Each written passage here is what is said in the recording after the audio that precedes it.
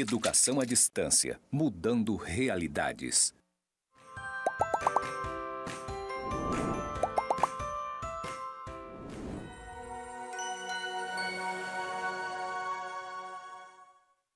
Olá, eu me chamo Thaís Feitosa e essa é a disciplina de Metodologias e Estratégias de Ensino de Atividades Recreativas. E agora eu vou iniciar a minha audiodescrição.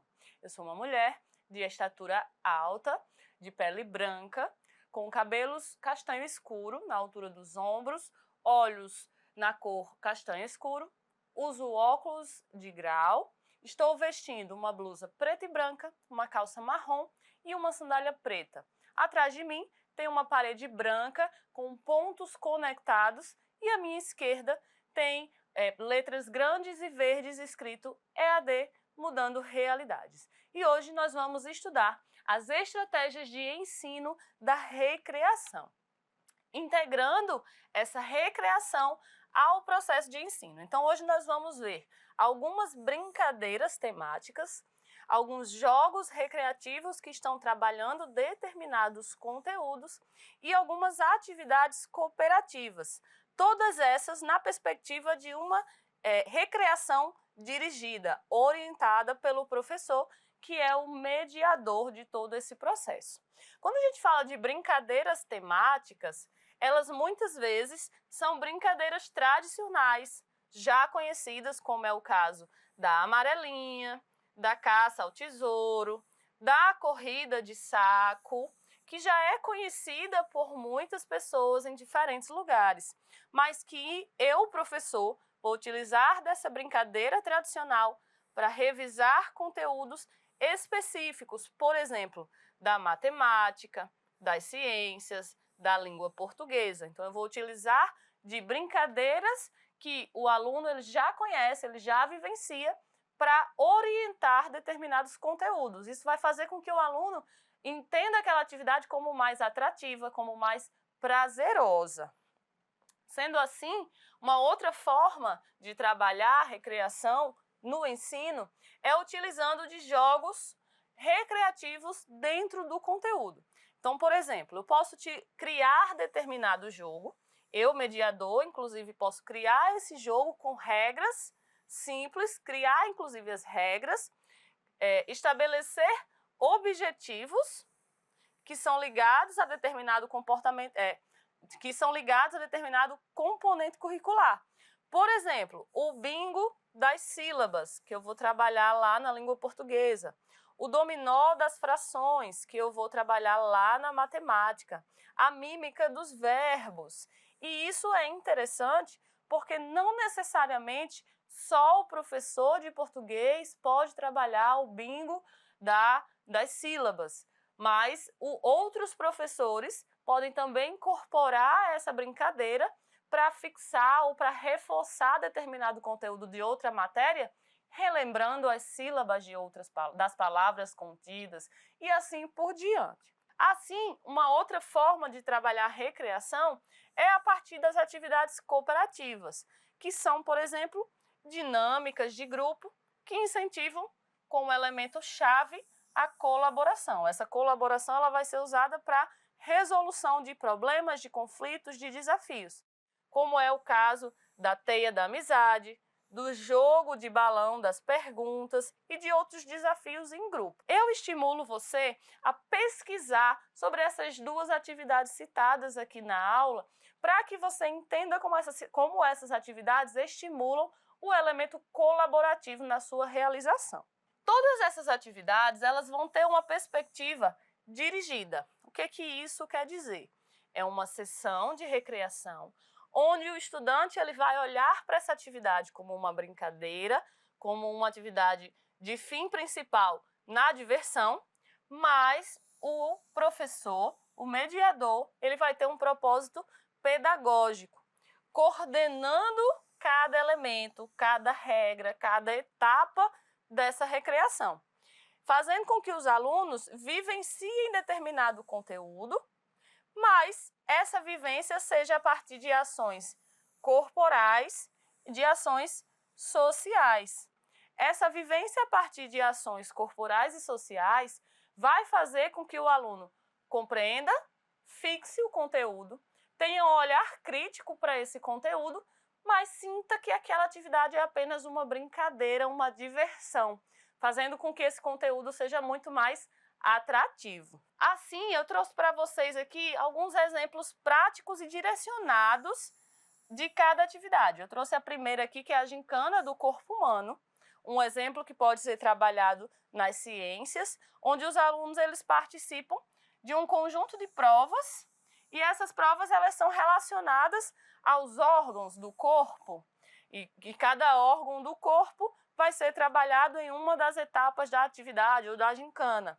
E cada etapa exige uma resposta correta para que aquela equipe da gincana avance na sua pontuação e potencialmente ganhe essa gincana.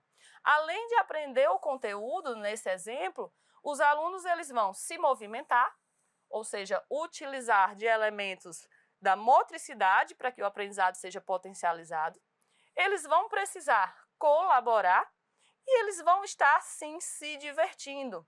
E isso vai tornar o processo de aprendizagem muito mais envolvente e memorável. Isso quer dizer que o aluno, o estudante, ele vai lembrar com muito mais facilidade daquela atividade prazerosa e, consequentemente, do conteúdo trabalhado nele. Uma outra forma, um outro elemento que precisa ser entendido é a relação entre a recreação e a colaboração, no sentido de que a recreação escolar ela vai ser planejada e, quando bem planejada, ela vai favorecer esse trabalho em grupo, o respeito mútuo e a resolução de conflitos. Atividades recreativas colaborativas, elas vão ser eficazes em diferentes conteúdos, em diferentes componentes curriculares e vão estimular o desenvolvimento de diferentes habilidades socioemocionais nesse aluno, nesse estudante. Então, a empatia, o respeito, a escuta ativa desse estudante em relação à opinião e às ideias dos seus colegas, vão ser algumas habilidades socioeducativas, socioemocionais, na verdade, que são importantes de ser aprendidas e vivenciadas e que a recreação, como estratégia de ensino-aprendizagem, vai enriquecer essa aprendizagem. Um exemplo prático dessa relação é a trilha pedagógica com estações temáticas. Então, por exemplo, o professor ou vários professores, eles podem formar uma atividade onde cada estação vai trabalhar um conteúdo diferente. Uma estação vai trabalhar conteúdos da matemática, uma estação vai trabalhar conteúdos ligados às palavras, ou seja, língua portuguesa. Uma estação vai trabalhar as espécies de animais, os biomas, então aí eu estou falando de ciências e geografia. E os alunos eles vão trabalhando em equipe, passando por cada uma dessas estações e todas as estações formam a trilha pedagógica. Os alunos eles vão precisar se organizar, porque eles estão trabalhando em grupos. Eles vão precisar distribuir tarefas quando, por exemplo, decidir quem vai responder ou realizar a tarefa de cada estação. Isso faz com que eles precisem tomar decisões juntos para poder concluir os desafios de cada atividade. Isso vai fazer com que eles trabalhem colaborativamente, fixando o conteúdo e aprendendo a lidar com o diferente, com opiniões diferentes, com atividades e atitudes diferentes dos seus colegas. Quando eu falo de criatividade e recreação, que nós já aprendemos que são dois elementos que têm uma relação bastante estreita, a recreação ela vai convidar o aluno a explorar o conhecimento de forma criativa. E a partir disso, ele vai desenvolver a sua potencialidade de criar ainda mais. Essa vivência ela vai acontecer a partir do movimento, a partir de expressões corporais, a partir da experimentação de novas situações. Mas é importante dizer que ela não vai ter uma estrutura rígida. É possível que o mediador, que nesse caso é o professor, ajuste a atividade e o estímulo à criatividade de acordo com a situação, de acordo com o momento. Isso abre espaço para que o aluno seja protagonista do seu próprio aprendizado, fazendo com que esse aprendizado seja um aprendizado ativo. Um exemplo prático dessa vivência é quando, por exemplo, nós podemos realizar numa aula de geografia, propor que os alunos representem os biomas brasileiros. Então, cada aluno ou cada grupo de alunos vai representar os diferentes biomas brasileiros a partir de jogos teatrais ou a partir, por exemplo, da vivência de brincadeiras diferentes, brincadeiras que estimulam o simbólico, né, que possuem os elementos simbólicos. Nesse momento, cria-se um ambiente lúdico que estimula a criatividade, porque o estudante ele vai precisar buscar na sua mente ou nas suas vivências anteriores formas de entender o assunto e transmitir para o restante da turma, fazendo com que tanto a criatividade quanto a fixação do conteúdo aconteça. Isso faz com que o estudante aprenda a aprender.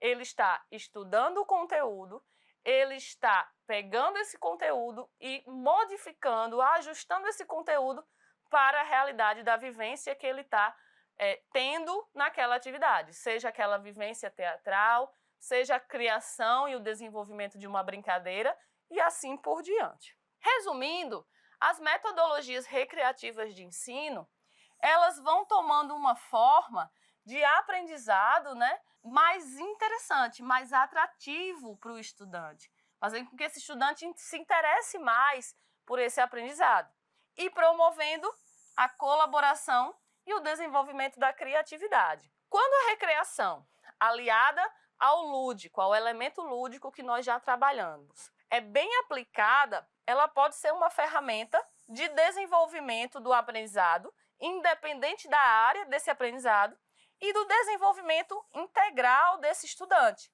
não pensando apenas na carreira acadêmica ou na formação ao longo da escola, dos anos escolares, mas pensando na formação enquanto pessoa, enquanto cidadão, enquanto indivíduo que vai conviver com outras pessoas e com diferentes situações.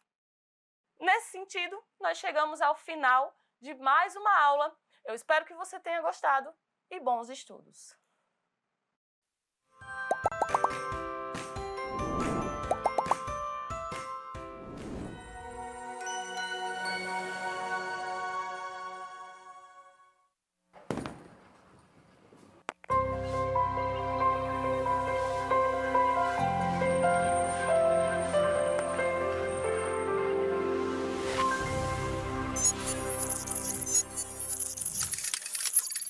Educação à distância, mudando realidades.